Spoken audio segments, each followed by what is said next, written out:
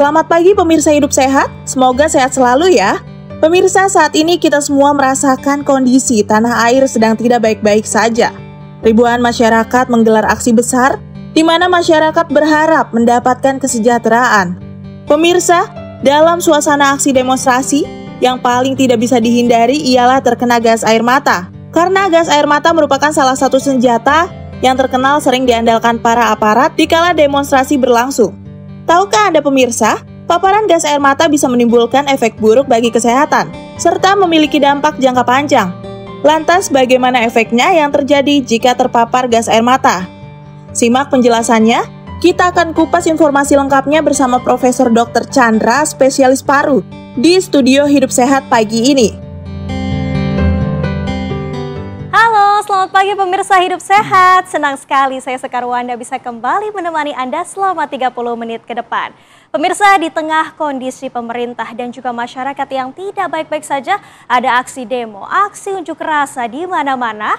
Ada satu hal nih yang menjadi perhatian, yakni tembakan gas air mata yang sering terjadi di dalam aksi unjuk rasa. Nah, kita akan membahas ternyata adakah dampak dari tembakan gas air mata ini. Untuk membahasnya lebih mendalam, sudah bersama saya yakni Dr. Chandra, yakni dokter spesialis paru, Profesor Dr. Chandra. Selamat pagi, Profesor. Selamat pagi, Sekar. Alhamdulillah. Nah, nanti kita juga akan menjawab pertanyaan bagi Anda juga yang ingin menanyakan pertanyaan Anda di Instagram @hidupsehattv1. Nah, kita langsung saja nih ke pertanyaan pertama. Profesor, sebenarnya apakah dampak dari tembakan gas air mata ini? Khususnya apakah ada kandungan bahan kimia yang berbahaya sebenarnya? Yang pertama tentu saja ada kandungan bahan kimia. Ada beberapa kandungan tadi juga di VT sebelumnya sudah disebut-sebut.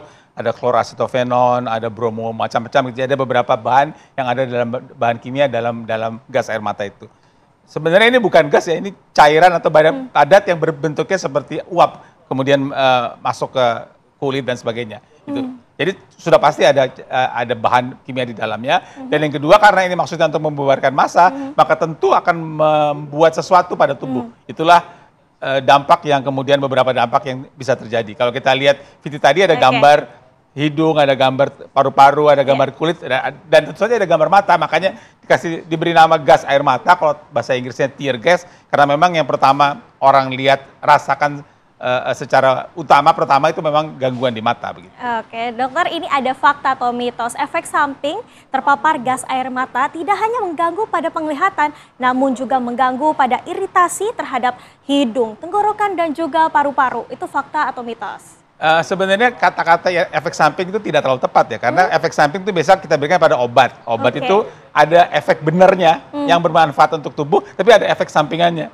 Kalau ini memang efeknya samping semua, nggak ada, gitu ya. Dan dampaknya seperti saya sampaikan tadi minimal pada 3 atau 4 alat tubuh. Oke, jadi fakta atau mitos, dokter? Tapi ya itulah makanya saya jelaskan seperti itu ya. Yang pertama tentu saja gangguan pada mata, ya. Yang kedua gangguan pada kulit. Yang ketiga memang gangguan pada paru dan saluran napas. Jadi kalau dari kacamata itu jelas punya secara fakta memang ada gangguan pada saluran napas dan mungkin juga parunya. Gitu. Oke, baik. Tapi sebenarnya kandungan yang paling berbahaya untuk tubuh itu apa, dokter? Semua kandungan itu punya dampak bahaya masing-masing dan juga tergantung orangnya sensitivitasnya beda-beda gitu. Oke, nah dokter, saat terpapar gas air mata, setiap orang ini kan memiliki gejala yang berbeda-beda. Nah, tingkat keparahannya itu seperti apa, dokter? Sebelum sampai tingkat keparahan kita bicara gejalanya dulu ya. Jadi karena dia kulit, mata, dan paru, maka yang banyak adalah pada mata. Nah, barangkali nanti ada pertanyaan tentang odol, sekalian saya jawab. Saya bicarakan sekarang aja gitu ya. Karena kalau kita lihat orang semua memakai odol di sini ya. Saya kebetulan dokter paru bukan dokter mata, tapi kemarin saya bertanya kepada profesor mata teman saya bilang itu apa sih sebenarnya dampaknya? Jadi kalau bicara kedokteran kita punya yang disebut sebagai evidence based, bukti ilmiah. Sebenarnya tidak ada bukti ilmiah yang pasti yang mengatakan kalau odol dikasih ini bisa melindungi atau tidak bisa melindungi. Tetapi kalau diberikan odol maka menurut teman saya dokter mata itu cairan air mata akan keluar sehingga sedikit banyak mengurangi dampak. Tapi sama sekali dia tidak bisa melindungi 100%. Itu soal mata. Kalau kulit, kena kulit bisa gatal, bisa segala macam. Nah, karena kita bicara tentang paru, kalau dia masuk ke dalam saluran napas, maka ada keluhan, seperti Sekar bilang ada iritasi.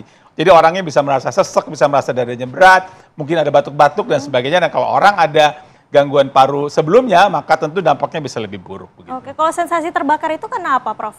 karena bahan yang disemprotkan itu tentu saja. Bahan yang disemprotkan itu punya dampak pada kulit dan juga pada saluran napas mereka yang terkena. Oke, nah Prof, ini menarik sekali pembahasan kita, tapi kita harus rehat terlebih dahulu. Dan pemirsa, usai jeda kita akan kembali hadir untuk Anda.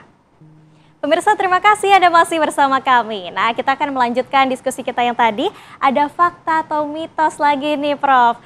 Prof, fakta atau mitos, terpapar gas air mata memicu seseorang mengalami sesak nafas, sulit bernafas, hingga kerusakan pada jaringan pernafasan. Fakta atau mitos? Dua bagian pertama fakta. Jadi sudah pasti kalau terhirup gas air mata akan ada iritasi, dia sesak napas, bisa batuk ya. Itu fakta. Dan itu sudah terjadi pada kawan-kawan demonstran gitu ya. Yang kedua, apakah akan terjadi kerusakan jaringan apa tidak?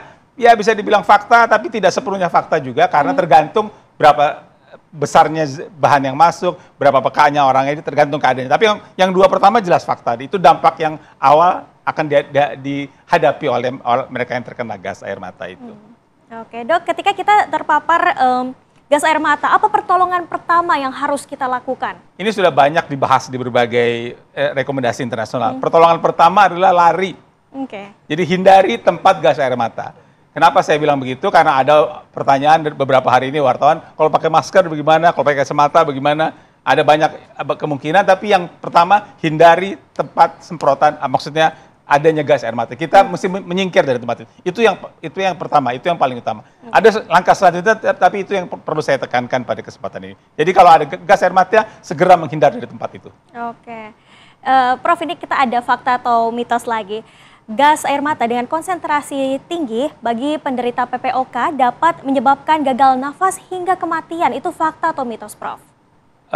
Kalau sampai kematian, saya nggak berani ngomong mitos ya, karena kasusnya, faktanya adalah kalau orang dengan PPOK, atau sebenarnya bukan hanya PPOK, ada dua, asma atau PPOK, faktanya kalau kena gas air mata, maka kemungkinan gangguan saluran nafasnya lebih besar daripada mereka yang tidak ada asma atau PPOK.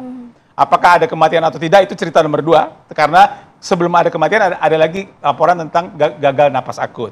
Ada penelitian pada sekitar 5.000-an orang begitu, ada 1 orang yang sampai gagal napas akut, tapi itu gas air mata dalam ruangan, sehingga konsentrasinya besar. Gitu ya. Jadi kalau pertanyaannya, apakah menimbulkan gangguan lebih berat pada orang PPOK dan asma, itu fakta. Apakah kemudian ada dampak sampai kematian, itu tergantung dari berbagai keadaan, dan sejauh ini saya kira laporan yang pernah ada adalah gagal napas akut atau akut respiratory failure. Oke, nah Prof, kalau residu gas air mata ini bertahan berapa lama sih di tubuh kita? Sebenarnya secara umum kalau orang kena semprotan gas air mata itu kemudian dia menghindar, dalam waktu tidak sampai 1 jam keluhannya hilang. Kalau keluhannya menetap, maka bagus dia untuk menghubungi petugas kesehatan. Itu satu. Yang kedua, karena dari tadi kita bicara soal penyakit pernapasan. Penyakit pernapasan itu kan ada banyak yang kita bicarakan, ada 2 utamanya, yaitu asma dan penyakit paru obstruktif kronik. Pasien dengan asma dan penyakit paru obstruktif kronik itu biasanya punya obat semprot itu. Jadi saya sangat menganjurkan kalau ada gas air mata pada demonstran, segera meninggalkan tempat dan segera semprotkan obat yang biasa mereka pakai.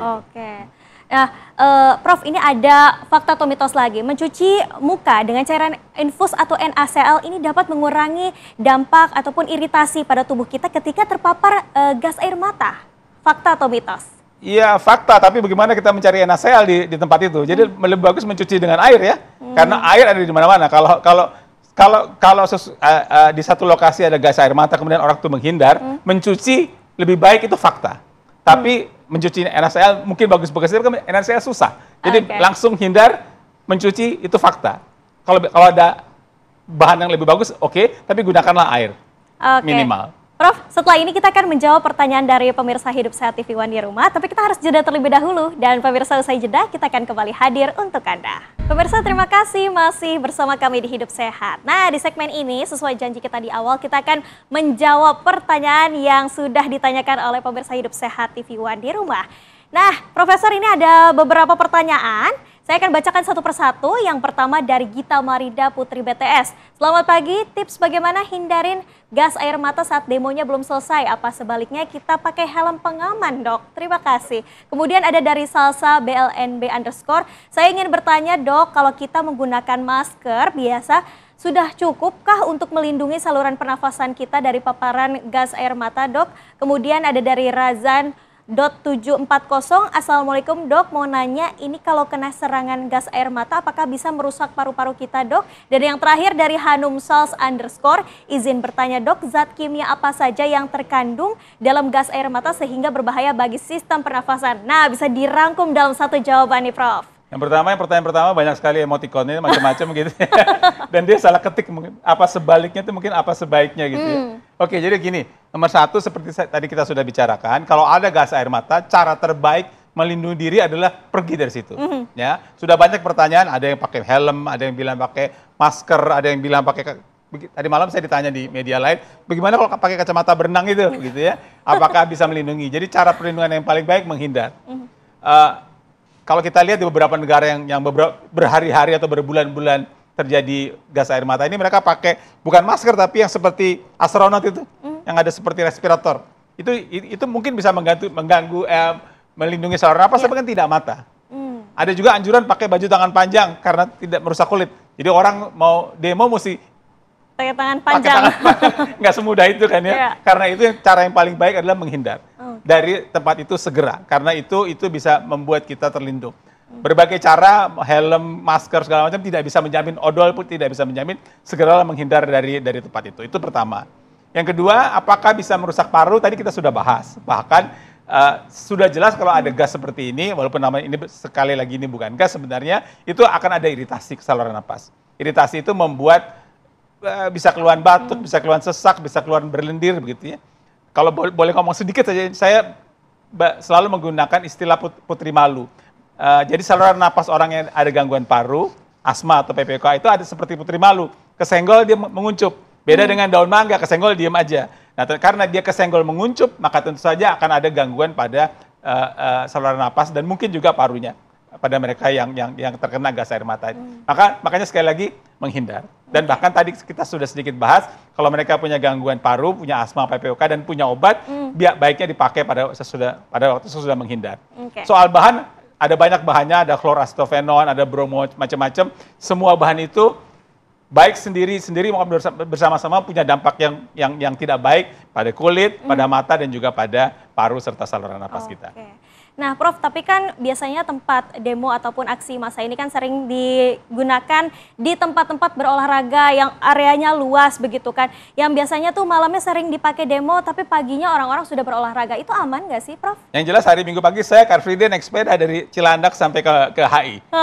Dan saya berfoto di depan tempat yang terbakar. Kenapa saya berani? Saya berani?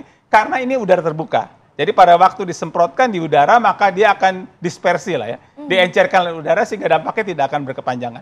Tetapi kalau barang yang menempel memang ada dampak. Jadi sudah ada penelitian, apalagi kalau disemprot di dalam rumah, maka residunya bisa menempel di rumah. Kalau di udara terbuka kemungkinan besar sih sudah aman. Jadi kalau saya malam Minggu ada demo, hari Minggu saya naik sepeda.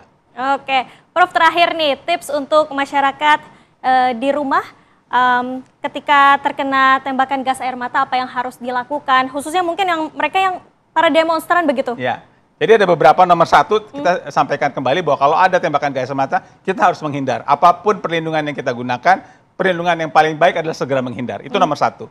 Nomor dua, kalau mengikuti rekomendasi internasional sebenarnya baju harus dilepas, diganti. Bahkan kalau kita pakai kaos, nggak boleh kaosnya dibuka ke atas karena takutnya menempel di sini, kemudian nempel di mata, di muka, segala macam. Jadi kaosnya dilepas, suruh sobek katanya. Ya ini rekomendasi internasional, bisa kita pakai, bisa tidak.